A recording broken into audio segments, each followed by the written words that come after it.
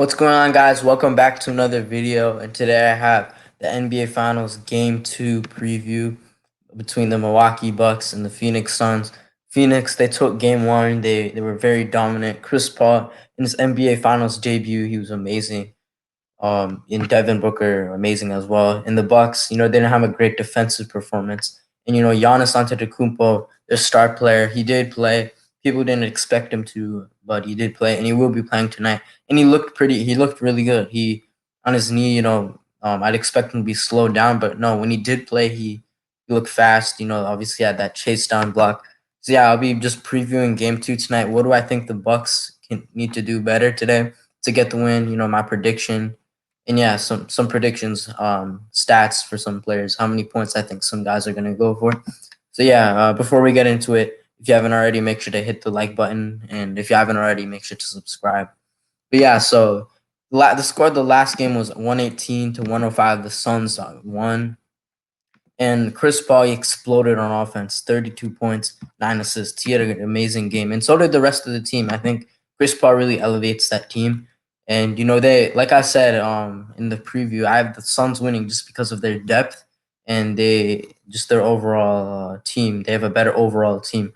And they did lose Dario Saric, who will be out for the series. He got that injury in Game 1, which means Frank Kaminsky, the backup center, who will now be the backup center to DeAndre, and he's gonna have to step up, and let's see what he can do. That's gonna be very interesting, because Saric, he's a good player. He's one of those players off the bench that gives them a lot of depth, because he was a Rookie of the Year candidate that 1 year with the Sixers, and he's played with the Timberwolves, now the Suns. He's one of those decent role players you need to have.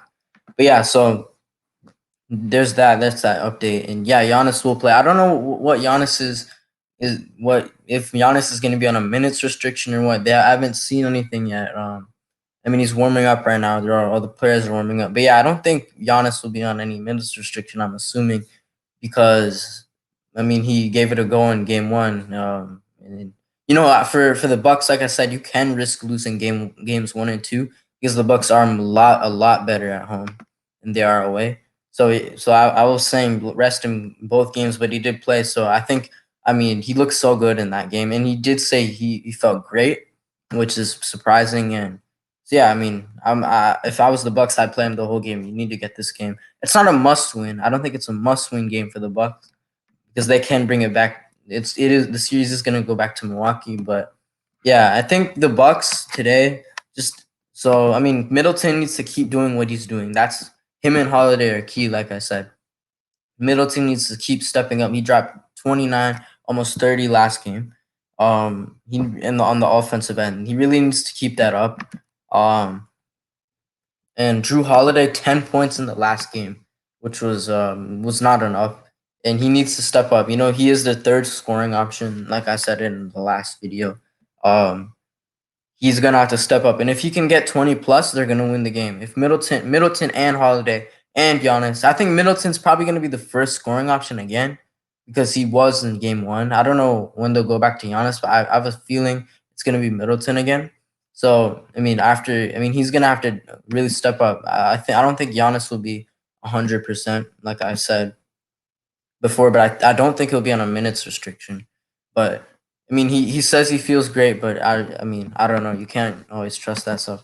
But I mean, no, sorry, you can't always. I mean, you can't always, um like, the player can say that, but he might not really be that injured. But yeah, I mean, the playmaking ability of Drew Holiday, he had 9 assists in the last game. In the fast break, he was pretty good. I think he needs to continue that. And on defense, he let Booker, I think, score.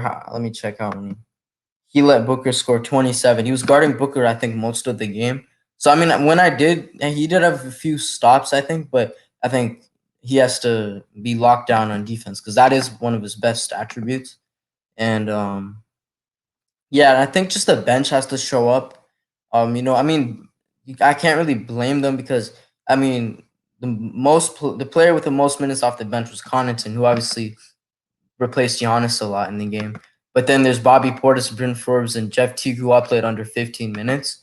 So I can't really blame them for dropping that much, but that low. But Yeah, I mean, I think the bench they can do a little better. I mean, that's okay, but they can definitely do a little better. I expect the bench to step up a little more. Connaughton, he didn't have the best game. He took a lot of unnecessary shots. In threes, he airballed a few times, like once or twice. I think I remember him airballing. So yeah, he needs to step up. And then for the Suns to win again, just do what you did in the last game. They really dominated. CP just was just launching threes. It was so fun to watch.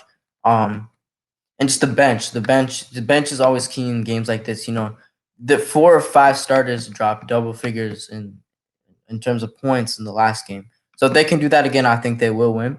And 2 guys off the bench dropped 10, 10 points each. So I mean, if they can do that again, I think they're winning. That's going to be a high score. This is a very good offensive team. You obviously have Aiton in there for the defense, and he had 19 rebounds or something like that in the last game. So, I mean, if the Suns can keep that up, I think they could win the series in 5 or 6 games. I don't think it will be a sweep, but yeah, and yeah, just I think Giannis he just needs to be dominant. I don't if he can do that. I don't know. I mean, after game one, I mean he seems fine. But yeah, it's all gonna depend on like let's see how many minutes Giannis plays because I mean they need him. They really do. But Chris Middleton, he's proved he can do it in the game before and the game before in the Hawks series. So I mean it's always fun to watch him be the first scoring option, but I mean Giannis is the clear leader. He's the clear best player, one of the best players in the NBA. So they definitely need him. And like I said, just Drew Holiday really needs to step up. But yeah, that's it. That's it for this one. I'm gonna keep it short. If you liked it, make sure to like the video.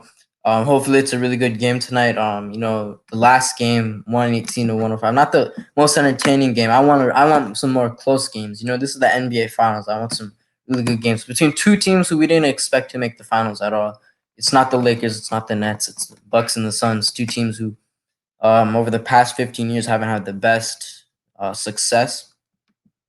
I mean, over the last decade, I'd say haven't, or yeah, past 15 years. Keep it at that.